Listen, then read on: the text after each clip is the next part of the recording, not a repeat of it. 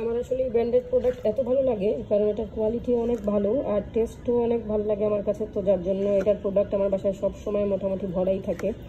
তো এর মধ্যে রাঁধুনির কাচ্চি বিরিয়ানি সবগুলোই আমার টেস্ট করা হয়েছে। কাচ্চি বিরিয়ানির মশলা তো এটাও বেশ ভালো। কাচ্চি বিরিয়ানির মশলাটা প্রাইসটা আমি বলে দিই, মাত্র 70 টাকা, মাত্র 70 টাকা। আর এটা চাট মশলা, রাঁধুনির চাট মশলাটার প্রাইস, চাট মশলাটা খুব মজা, এটা চাট মশলাটা আমি সবসময় ইউজ করি।